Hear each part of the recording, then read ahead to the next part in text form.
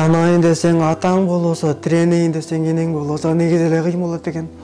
Күмүш коло тагынып жүрүп эми кичинеден тагынып келе жатабыз немелер. Жерлерде бардар турмуштагылардын абалын сурап, бирок колунда жоктогулардын турмушун сурай турган абал эмес экен да.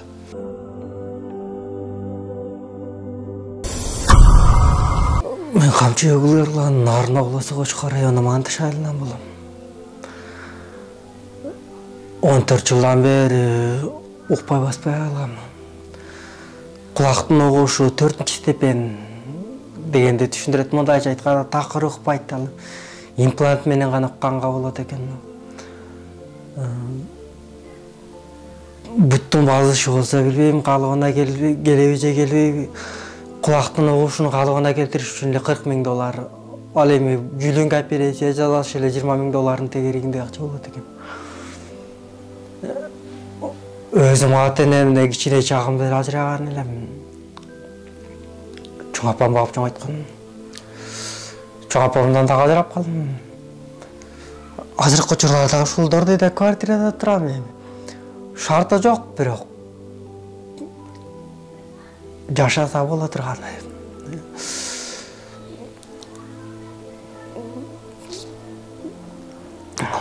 Өзүм ушул жакта Ордойдон иш үйрөнүп алып, өзүм ылайыкташтырып иштеп тапканга аракет кылам. Жашомо керектелүүчү каражатты, бирок дарыга керектелүүчү каражатты таба албайм. Дарыга керектелүүчү каражаттын суммасы аябай эле чоң болуп калат экен. Дары-дармектериме кээде жетет, кээде жетпейт. Мун айынан бир жолу карызга кирип чыктым. Андан кутулгандан кийин дагы экинчи жолу кирип чыктым. Эми кайра ошол дарынын айынан кайра карызга кирип атам чекесинен буга себеп менде кийин чоң муктаждык деген нерсе бул дары-дармекке болгон муктаждык.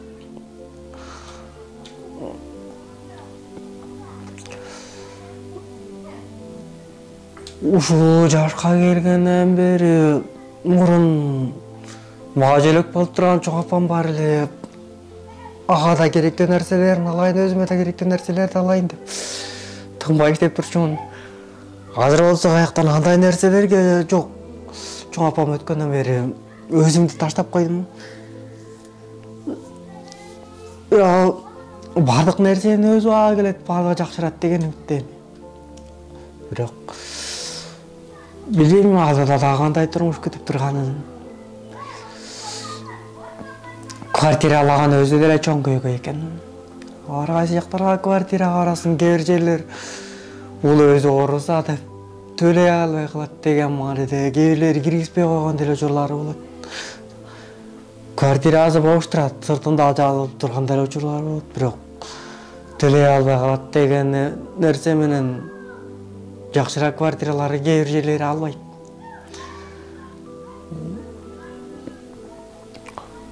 Өзүм бир атадан жалгыз улмун. Ушул жашка келгенге чейин керектүүлөрүмө жарап калсын деп көп жерлерде иштеп көрдүм. Бирок баары бир ден соолугу тазалардай болуп чогултуп кете албайсың. Анткени бир жагынан табасың, бир жагынан дарыга кирет, экинчи жагынан табасың, дагы бир нерсеңе кирет. Улам томография кыласың, уламда бир жерлериң чыга берет. Ооруган адам баары бир ооруй берет экенбиз.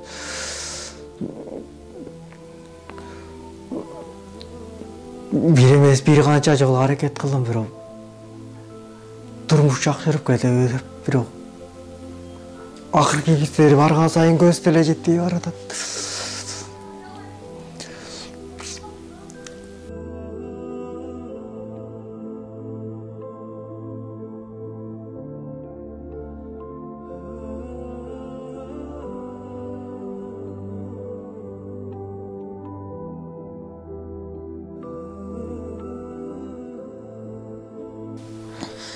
Бул жерде Ордойго келип жашап жүргөнүмө 6-7 жылдай болду. Ага чейин ар кайсы жерлерде квартиралап, кээде дос балдардыкына жашап калган учурлар болчу.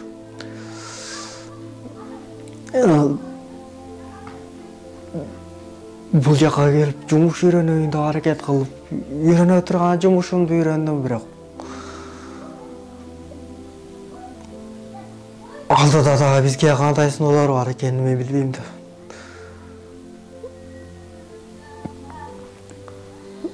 Таянайын десең атаң болосо, тиренейин десең энең болосо, негизи эле кыйын болот экен.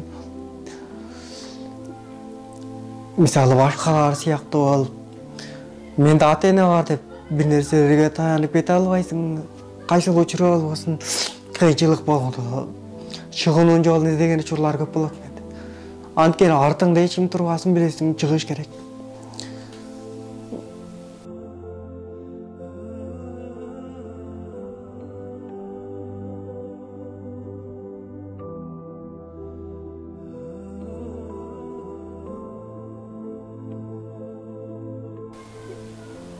Кочкордо мага таандыктан барып алчу.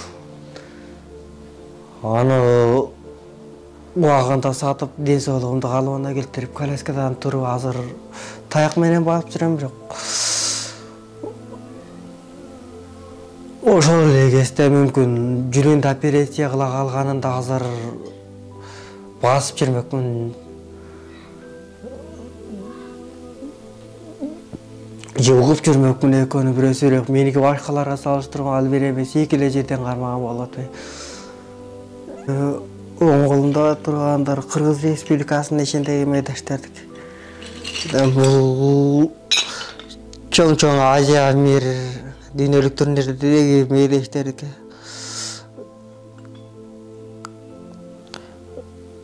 Буга чейин аракет кылып жүрүп күмүш коло таганып жүрүп, эми кичинеден таганып келе жатабыз немелер. Алтындарды бул колдуруш Ташкенттен өткөн биринчи месте болгон. Бул болсо дүйнөлүк чемпионаттан 3-чү месте коло.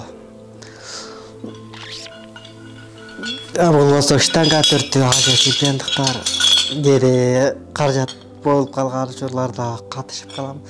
Анткени өзүмдү өстүрүш үчүн эле келдим. Азыр мен элге кайрылат элем.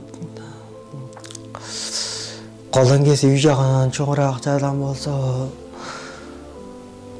калган дары мекке керектүү нерселеримди өзүм мүмкүн карызга кирип кайра чыгып алып болуп деле тапсам окшошоттур, бирок жашаган жериң окшош болсо анда болбойт экен. Ар кайсы жерлерге квартиралап жүрүп эле кыйынчылыктан улам.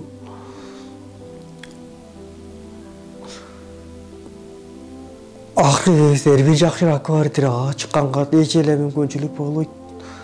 Чыкса деле болот, бирок менде кээде анча каражат болбой калышы мүмкүн. Төлөй чын-чынына келгенде казайындар ойлогондой эле төлөй албай да калып жүрүп калбайын дегеним. Мына ошол жердеги квартирага деле ай сайын квартплата төлөйм, бирок көптөн бери толук төлөп утула элекмин. Ошондуктан жалпы элге кайрылып жардам сурайм. Ошол үй жагынан жардам болсо, калган муктаждыктар мүмкүн Аллахтан болуп чечилип кетеби деген үмүт. Тирүүлүктүн муктаждыгы баары бир бүтпөйт экен. Азыр кээ бир жерлерде бардар турмуштагылардын абалын сурап, бирок колунда жоктогулардын турмушун сурай турган абал эмес экен да.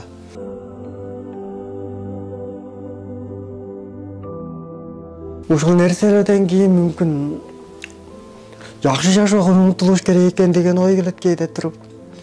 Бирок колдон келбейт эч нерсе. Анткени жараткан эмне деп жазса ошону көрөбүз да.